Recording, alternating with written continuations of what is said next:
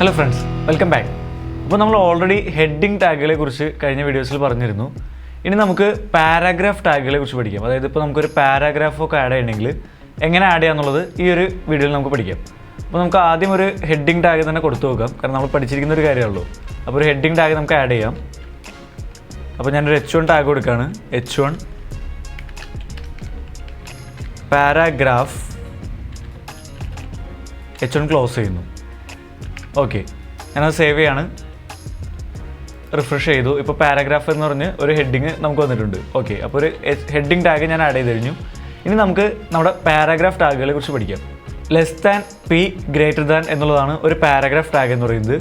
ഈ ഒരു paragraph tag എന്ന് പറയുന്നത് ഒരു കണ്ടെയ്നർ ടാഗാണ്. അതായത് ഒരു സ്റ്റാർട്ടിംഗ് ടാഗ് ഉണ്ടാവും, അതിൻ്റെ ഉള്ളിൽ ഒരു പാരാഗ്രാഫ് ഉണ്ടാവും. അത് കഴിഞ്ഞ് കഴിയുമ്പോൾ, ആ ഒരു പാരാഗ്രാഫ് കഴിഞ്ഞ് കഴിയുമ്പോൾ അതിൻ്റെ ഒരു ക്ലോസിംഗ് ടാഗ് ഉണ്ടാവും. അപ്പോൾ അതാണ് സാധാരണ ഒരു പാരാഗ്രാഫ് ടാഗിൻ്റെ സ്ട്രക്ചർ എന്ന് പറയുന്നത്. അപ്പോൾ നമുക്കൊരു പാരാഗ്രാഫൊക്കെ ഒരു വെബ് പേജിൻ്റെ ഉള്ളിൽ ഡിസ്പ്ലേ ചെയ്യണമെങ്കിൽ നമ്മൾ പാരാഗ്രാഫ് ടാഗാണ് യൂസ് ചെയ്യുന്നത്. ഓക്കെ, അപ്പോൾ നമ്മളൊരു പാരാഗ്രാഫ് ടാഗ് സ്റ്റാർട്ട് ചെയ്യാണ്.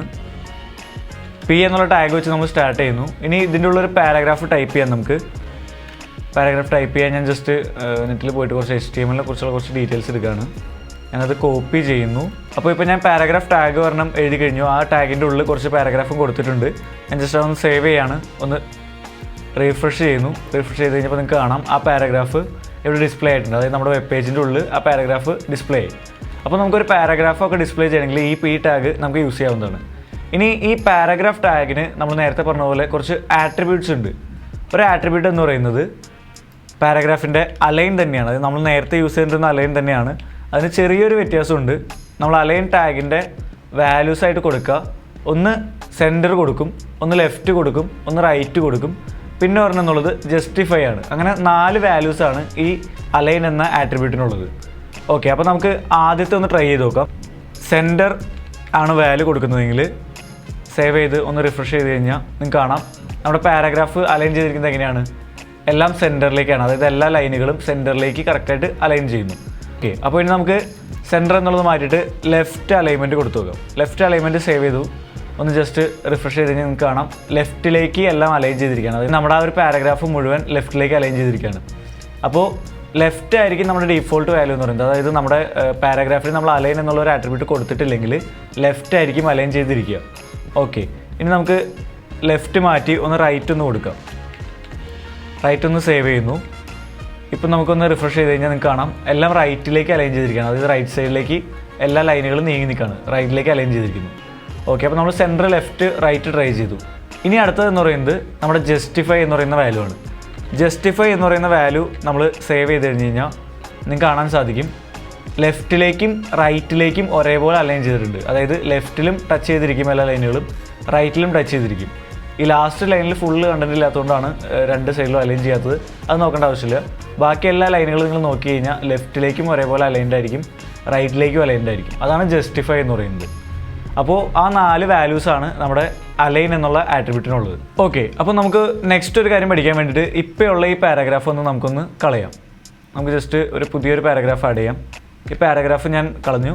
ജസ്റ്റ് അലൈൻ എന്നുള്ളതും ആട്രിബ്യൂട്ടും ഞാൻ എടുത്ത് കളയാണ്. ഓക്കെ, ഇപ്പോൾ നമ്മുടെ പാരാഗ്രാഫ് ടാഗ് മാത്രമാണ് ബാക്കിയുള്ളത്. ബാക്കിയുള്ള കണ്ടൻറ്റൊക്കെ, ആ ടാഗിൻ്റെ ഉള്ള കണ്ടൻറ്റൊക്കെ നമ്മളെടുത്ത് കളഞ്ഞു. സേവ് ചെയ്യാണ്, ഒന്ന് റിഫ്രഷ് ചെയ്ത് കഴിഞ്ഞാൽ നിങ്ങൾക്ക് കാണാം പാരാഗ്രാഫ് അവിടെ ഇല്ല. അത് മൊത്തം നമ്മൾ കണ്ടൻസ് മൊത്തം കളഞ്ഞു. അപ്പോൾ ഞാൻ പുതിയൊരു കണ്ടന്റ് ടൈപ്പ് ചെയ്യാണ്. എന്താണെന്ന് വെച്ച് കഴിഞ്ഞാൽ ഞാൻ ഹായ് എന്ന് ടൈപ്പ് ചെയ്യാണ്. ഹായ് എന്ന് ടൈപ്പ് ചെയ്തിട്ട് അടുത്ത ലൈനിൽ ഹലോ എന്ന് ടൈപ്പ് ചെയ്യുന്നു. ഇനി അതിൻ്റെ അടുത്ത ലൈനിൽ വേൾഡ് എന്ന് ടൈപ്പ് ചെയ്യുന്നു. എന്നിട്ട് ഞാൻ സേവ് ചെയ്യാണ്. ഇപ്പോൾ നിങ്ങൾ ശ്രദ്ധിച്ച് കഴിഞ്ഞാൽ ഇവിടെ നമ്മൾ എങ്ങനെ ടൈപ്പ് ചെയ്തിരിക്കുന്നത്, ആദ്യം ഹായ് എന്ന് ടൈപ്പ് ചെയ്തിരിക്കുന്നു, എന്നിട്ട് അടുത്ത ലൈനിൻ്റെ ഉള്ളിൽ ഹലോ എന്ന് ടൈപ്പ് ചെയ്തിരിക്കുന്നു, പിന്നെ അത് കഴിഞ്ഞിട്ടുള്ള ലൈനിൽ വേൾഡ് എന്ന് ടൈപ്പ് ചെയ്തിരിക്കുന്നു. ഓക്കെ, ഇനി ഞാനൊന്ന് സേവ് ചെയ്യാണ്, ഒന്ന് റിഫ്രഷ് ചെയ്യാം. റിഫ്രഷ് ചെയ്ത് കഴിഞ്ഞാൽ നിങ്ങൾക്ക് കാണാൻ സാധിക്കും ഞാൻ 3 ലൈനിലായിട്ടാണ് ഈ കോഡിൽ ഹായ് ഹലോ വേൾഡ് എന്നുള്ളതൊക്കെ എഴുതിയിരിക്കുന്നത്. പക്ഷേ നമ്മുടെ വിൻഡോയിൽ വന്നപ്പോൾ, അതായത് നമ്മുടെ ഈ ഒരു ബ്രൗസറിൻ്റെ വിൻഡോയിൽ വന്നപ്പോൾ ഈ 3ഉം ഒറ്റ ലൈനിൽ തന്നെയാണ് വന്നിരിക്കുന്നത്. അപ്പോൾ ഇവിടെ നിങ്ങൾ ആലോചിക്കേണ്ട ഒരു കാര്യം എന്താണെന്ന് വെച്ച് കഴിഞ്ഞാൽ നമ്മൾ കമ്പ്യൂട്ടറിന് എന്ത് കമാൻഡ് കൊടുക്കുന്നോ ആ കാര്യങ്ങൾ മാത്രമാണ് കമ്പ്യൂട്ടർ ചെയ്യുന്നുള്ളൂ. അതായത് നമ്മൾ പറഞ്ഞ കാര്യങ്ങൾ മാത്രം ചെയ്യുള്ളൂ. നമ്മൾ സ്പെസിഫൈ ചെയ്ത കാര്യങ്ങളല്ലെങ്കിൽ കമ്പ്യൂട്ടർ ചെയ്യുകയില്ല. അതായത് ഇവിടെ നമ്മൾ നമ്മുടെ ഒരു ലോജിക്കിൽ നമ്മളിവിടെ റിട്ടേൺസ് അടിച്ചിട്ടുണ്ട്, അതായത് എൻ്റർ അടിച്ച് പുതിയ ലൈൻ സ്റ്റാർട്ട് ചെയ്തിട്ടുണ്ട്. പക്ഷേ എന്താണെന്ന് വെച്ച് കഴിഞ്ഞാൽ നമ്മൾ അടുത്ത ലൈൻ തുടങ്ങണം എന്നുള്ളത് HTML കമാൻഡ് യൂസ് ചെയ്തിട്ട് നമ്മൾ പറഞ്ഞിട്ടില്ല. അപ്പോൾ ഈ ഒരു ലൈൻ അടുത്തത് തുടങ്ങണമെന്നുണ്ടെങ്കിൽ HTML കമാൻഡ് തന്നെ നമ്മൾ പറയണം. അപ്പോൾ അടുത്ത ലൈൻ സ്റ്റാർട്ട് ചെയ്യാൻ വേണ്ടിയിട്ട് നമ്മൾ പുതിയൊരു കമാൻഡ് ഇൻട്രൊഡ്യൂസ് ചെയ്യും. അപ്പോൾ ഹായ് എന്ന് പറയുന്ന കഴിഞ്ഞിട്ട് നമ്മൾ അടുത്ത ലൈൻ തുടങ്ങണം എന്നുള്ളൊരു കമാൻഡ് നമുക്ക് കൊടുക്കാം. ആ കമാൻഡാണ് നമ്മുടെ ബ്രേക്ക് ടാഗ് എന്ന് പറയുന്നത്. നമ്മൾ ആദ്യമേ ഈ ഒരു കോഴ്സ് സ്റ്റാർട്ട് ചെയ്യുന്ന സമയത്ത് നമ്മൾ പറഞ്ഞിരുന്നു 2 ടൈപ്പ് ടാഗുകളുണ്ട്. ഒന്ന് കണ്ടെയ്നർ ടാഗുകൾ, ഒന്ന് എം ടി ടാഗുകൾ. എം ടി ടാഗുകളുടെ പ്രത്യേകത എന്താ? ഒറ്റ ടാഗ് മാത്രമേ ഉണ്ടാവുള്ളൂ, ക്ലോസിംഗ് ടാഗ് എന്ന് പറയുന്നത് ഉണ്ടാവില്ല. ഈ ബ്രേക്ക് ടാഗ് എന്ന് പറയുന്നത് ഒരു എം ടി ടാഗാണ്. ഇതിനൊരു ക്ലോസിംഗ് ടാഗ് ഉണ്ടാവില്ല. ഈ ബ്രേക്ക് ടാഗ് നമ്മൾ ഇട്ട് കഴിഞ്ഞ് കഴിഞ്ഞാൽ നമ്മൾക്ക് അത് ക്ലോസ് ചെയ്യേണ്ട ആവശ്യമില്ല. അപ്പോൾ ഈ ബ്രേക്കിംഗ് ടാഗ് എന്തിനാണ് യൂസ് ചെയ്യുന്നത് വെച്ച് കഴിഞ്ഞാൽ ഇപ്പോഴുള്ള ലൈൻ ഒന്ന് ബ്രേക്ക് ചെയ്യുക, എന്നിട്ട് പുതിയൊരു ലൈൻ സ്റ്റാർട്ട് ചെയ്യുക. അപ്പോൾ അങ്ങനെ ഒരു കമാൻഡ് കൊടുക്കാൻ വേണ്ടിയിട്ടാണ് നമ്മൾ ഈ ബ്രേക്ക് ടാഗ് യൂസ് ചെയ്യുന്നത്. അപ്പോൾ ഹായ് കഴിഞ്ഞതിന് ശേഷം ഞാൻ ഈ ബ്രേക്ക് ടാഗ് ആഡ് ചെയ്യാണ്. എന്നിട്ട് ജസ്റ്റ് ഒന്ന് സേവ് ചെയ്ത് റിഫ്രഷ് ചെയ്ത് കഴിഞ്ഞാൽ നിങ്ങൾക്ക് കാണാൻ സാധിക്കും ഹായ് കഴിഞ്ഞിട്ട് ഒരു ലൈൻ ബ്രേക്കായി. എന്നിട്ട് അടുത്ത ലൈനിലാണ് ഹലോ വേൾഡ് എന്നുള്ളത് വന്നിരിക്കുന്നത്. അപ്പോൾ ആ ലൈൻ ബ്രേക്ക് ചെയ്യാൻ വേണ്ടിയിട്ട്, ഇപ്പോഴുള്ള ലൈൻ ബ്രേക്ക് ചെയ്ത് അടുത്ത ലൈൻ സ്റ്റാർട്ട് ചെയ്യാൻ വേണ്ടിയിട്ട് നമുക്ക് ബ്രേക്ക് എന്ന ടാഗ് യൂസ് ചെയ്യണം.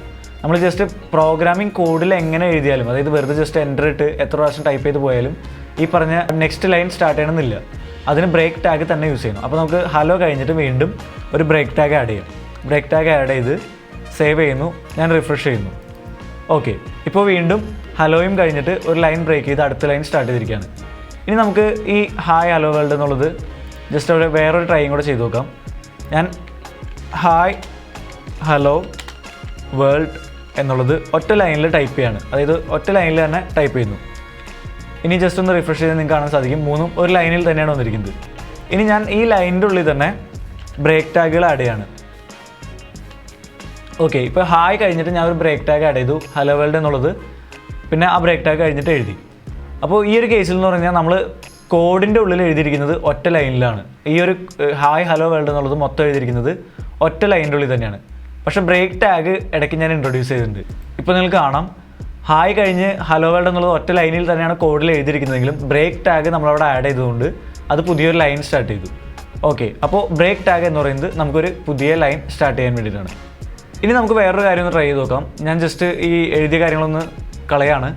എന്നിട്ട് ഹായ് എന്ന് എഴുതിയതിന് ശേഷം ഒരു കുറച്ചധികം ഫ്രീ സ്പേസ് ഇട്ടിട്ട് ഹലോ എന്ന് എഴുതാണ്. ഞാൻ ജസ്റ്റ് സേവ് ചെയ്യുന്നു. സേവ് ചെയ്തതിന് ശേഷം ഒന്ന് റിഫ്രഷ് ചെയ്ത് നോക്കാം. ഞാനിവിടെ ഒരുപാട് സ്പേസ് ഇട്ടിട്ടുണ്ട്, അതായത് നമ്മുടെ പ്രോഗ്രാം കോഡിൻ്റെ ഉള്ളിൽ ഒരുപാട് പ്രാവശ്യം സ്പേസ് ഇട്ടിരുന്നു. നിങ്ങൾ ജസ്റ്റ് നോക്കി കഴിഞ്ഞാൽ ഔട്ട്പുട്ടിൽ നോക്കി കഴിഞ്ഞാൽ മനസ്സിലാവും ഈ ഹായ് കഴിഞ്ഞതിന് ശേഷം ആകെ ഒറ്റ വൈറ്റ് സ്പേസ് മാത്രമേ ഉള്ളൂ. നമ്മളിവിടെ പ്രോഗ്രാം കോഡിൻ്റെ ഉള്ളിൽ ഒരുപാട് സ്പേസ് ഉണ്ടെങ്കിലും അതൊന്നും ഇവിടെ റിഫ്ലക്റ്റ് ചെയ്തിട്ടില്ല. അപ്പോൾ അങ്ങനെ സ്പേസ് ഇടണമെന്നുണ്ടെങ്കിലും, അതായത് ന്യൂ ലൈൻ സ്റ്റാർട്ട് ചെയ്യണമെങ്കിലും സ്പേസ് ഇടണമെങ്കിലും ഒക്കെ നമ്മൾ കറക്റ്റായിട്ട് HTML കമാൻഡുകൾ തന്നെ കൊടുക്കണം. നമ്മൾ ജസ്റ്റ് ടൈപ്പ് ചെയ്യുന്നതിൽ മാറ്റം വരുത്തിയിട്ട് കാര്യമില്ല. അപ്പോൾ അതിനുള്ളൊരു കമാൻഡാണ് &NBSP സെമിക്കോളൻ. ഈ ഒരു കമാൻഡ് എന്തിനാണെന്ന് വെച്ച് കഴിഞ്ഞാൽ NBSP എന്ന് പറയുന്നത് നോൺ ബ്രേക്കിംഗ് സ്പേസ് എന്നാണ്. അതായത് വൈറ്റ് സ്പേസുകൾ ആഡ് ചെയ്യാൻ വേണ്ടിയിട്ട് നമ്മൾ യൂസ് ചെയ്യുന്ന ഒരു കമാൻഡാണ് &NBSP സെമിക്കോളൻ. അപ്പോൾ ഞാനിത് ആഡ് ചെയ്ത് കഴിഞ്ഞ് കഴിഞ്ഞാൽ സേവ് ചെയ്യുന്നു.